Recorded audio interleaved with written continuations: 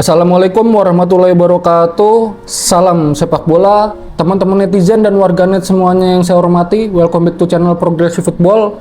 Semoga teman-teman sehat semuanya ya, dimanapun kalian berada, keluarganya sehat-sehat semuanya. Ya, seperti yang kalian tahu, Jordi Cruyff itu ditunjuk sebagai dari PSSI sebagai penasehatnya PSSI, penasehat sepak bola Indonesia. Kenapa Jordi Cruyff yang ditunjuk, bukan langsung mencari dirteknya? Ini hanya untuk sementara ya. Maksudnya sementara mengisi kekosongannya dirtek, Jordi Cruyff ditunjuk, tapi nanti Jordi Cruyff ini membantu juga untuk mencari siapa yang akan menjadi dirteknya. Menjadi penasihat PSSI untuk menyingkronkan sepak bola Indonesia, yaitu mulai dari grassroots-nya, liganya seperti apa, terus pemain timnas itu harus seperti apa permainannya, gaya bermainnya di klub seperti apa, terus dari kelompok umur itu harus seperti apa, pola pembinaannya. Ini fungsinya Jordi Cruyff di PSSI. Jadi banyak yang belum tahu nih, pasti Jordi Cruyff ini itu siapa? Kok tiba-tiba Erick Thohir menunjuk Jordi Cruyff sebagai penasehatnya PSSI, penasehat sepak bolanya Indonesia. Buat yang kalian belum tahu, Jordi Cruyff ini sebelumnya yaitu direktur olahraganya Barcelona. Berarti bagus dong bang, sebagai direktur olahraganya Barcelona. Iya, kalau menurut gue itu sangat bagus, karena Jordi Cruyff ini yang menemukan bakat-bakat pemain mudanya Barcelona, yaitu seperti Pedri, Gavi, terus Lamine Yamal. Itu banyak yang ditemukan oleh Jordi Cruyff. Dia tahu pembinaan usia dini itu seperti apa, terus program-programnya untuk membina pemain yang sangat bagus itu seperti apa. Jordi Cruyff ini sudah hafal. Terus kenapa sih PSSI menunjuk Jordi Cruyff? Kenapa nggak ada yang lain?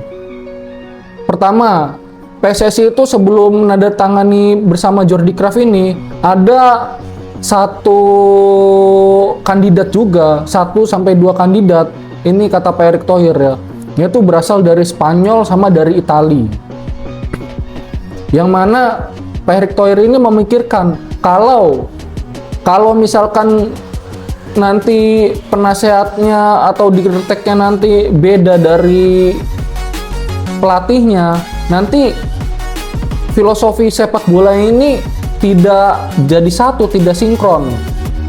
Maksudnya itu nanti kalau misalkan dari Spanyol, pasti filosofinya tiki taka, terus pelatihnya bermain total football. Ini tidak akan sinkron. Mau dibawa kemana nanti permainan sepak bola Indonesia di antara pelatih dan penasehatnya, terus ataupun dirteknya nanti beda negara.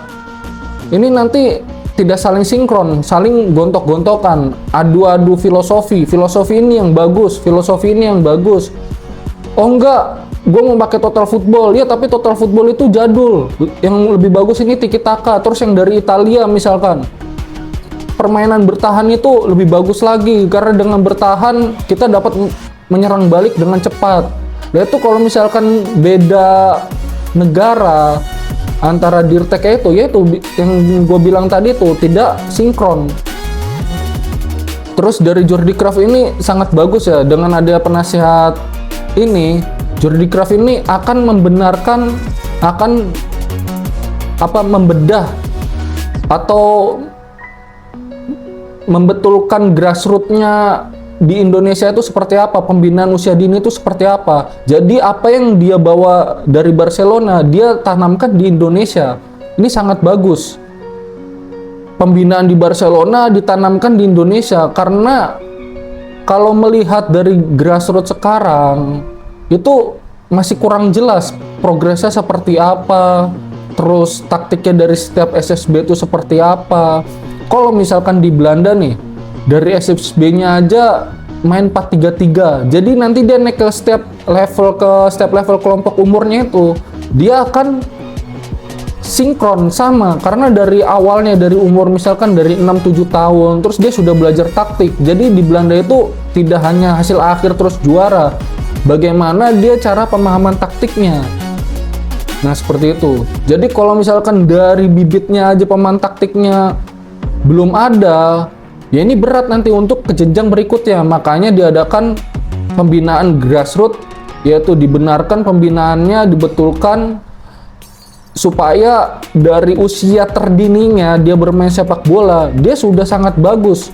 Dari 6, 7, 8, 9, 10, dan nanti pada saat U16 atau U17 itu sudah mulai sinkron. Nanti akan terseleksi sendiri. Dan juga kalau menurut gua pembinaan grassroots, pembinaan usia muda ini bukan hanya tanggung jawab dari PSSI, tapi daripada pemilik klub di Indonesia, mulai dari stadionnya, terus akademinya dipersiapkan. Kalau gue lihat di Indonesia ini hanya beberapa tim saja yang menyiapkan kompetisi di usia muda yang sudah terorganisir. Contohnya yang pertama ada Persebaya, terus ada Persija, terus ada PSIS Semarang. Banyak klub di Liga Indonesia yang belum ada pembinaan usia dininya, hanya berfokus dia bermain di Liga 1 saja. Ini sangat berbahaya. Kenapa gue bilang berbahaya? Karena dia fokus di Liga 1, tapi dia nanti pemain mudanya itu ngambil dari kota lain. Tidak ada pembinaan dari daerahnya masing-masing. Tapi ada satu klub yang dia baru bermain beberapa tahun ini bermain di Liga 1, tapi dia sudah mulai fokus untuk pembinaan usia dini. Dan bukan hanya pembinaan usia dini saja yang dia fokuskan, tetapi mulai dari fasilitas stadionnya. Dewa United sudah memakai Banten International Stadium. Dia menyewa itu dan dia merawat, dia memperbaiki. Terus dia sudah menciptakan akademinya. Akademinya dia mulai dari umur 6, 7, 8. Jadi sudah tersinkron. Cara taktik mengoper bola, cara taktik mengumpan yang benar, cara melakukan pertahanan di sepak bola yang benar. Ini sudah ada di Dewa United, sudah mulai terprogram. Jadi bukan hanya sekedar datang SSB, ujuk-ujuk langsung passing, gak jelas bagaimana teorinya, terus maunya langsung ikut kompetisi, terus maunya langsung juara, nggak seperti itu. Ini gue yakin Dewa United ini sangat serius dalam programnya. Dan yang sangat gue sayangkan dalam pembinaan usia dini ini, ada satu klub yang tidak serius. Bukan pembinaan usia dini, dia membeli klub, yaitu seperti Rans Nusantara. Dia di Liga 1 membeli klub dari Cilegon, terus dia merubah nama menjadi Rans Nusantara, tapi hanya sekedar meramaikan saja di kompetisi Liga 1 itu. Dia bilang janjinya ingin membangun stadion untuk klubnya, tapi nyatanya mah dibangun klub malam seperti itu.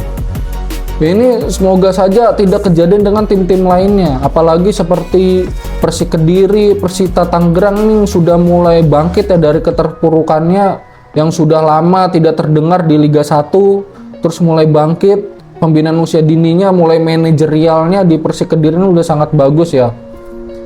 Udah sangat bagus, sudah sangat tertata. Semoga aja bisa mengambil sisi-sisi baik. Walaupun kita di Liga 1 itu berkompetisi, tapi untuk pembinaan usia dini, gua harapkan semua pemilik klub yang ada di Indonesia, termasuk asprof-asprofnya, itu menjadi satu. Terus nggak ada lagi, misalkan di pembinaan usia dini itu, pada saat pertandingan antara SSB itu tidak ada lagi saling bayar-bayar, terus orang tuanya itu saling ikut campur, anaknya kenapa tidak dimainkan, ya justru itu anaknya aja yang harus berkompetisi, jangan orang tuanya ikut campur agar anaknya dimainkan terus bayar ini untuk bayar beberapa juta untuk anaknya agar dimainkan di kompetisi tersebut. Sekarang yang penting itu pemahaman taktik. Kalau anak itu paham dengan taktika pelatih, terus banyak pelatih yang profesional melatih SSB, ini progresnya untuk pembinaan usia muda kita ini sudah sangat cerah pastinya. Tidak hanya asal pelatih bisa main bola tapi tidak tahu teknik, tidak tahu taktik, tidak tahu cara melatih anak usia muda itu bagaimana. Karena berbeda melatih anak usia muda dengan pemain yang sudah berumur seperti 15-16 tahun itu berbeda. Justru anak-anak yang bermain di usia dini, usia 6-7, dia baru memulai sepak bola, itu gampang ditanamkan secara taktik, secara teori, secara prakteknya. Ini yang gue harapkan. Semoga Jordi Kraft ini benar-benar membenahi grassroots di Indonesia. Dari setiap provinsinya bagaimana Jordi Kraft membuat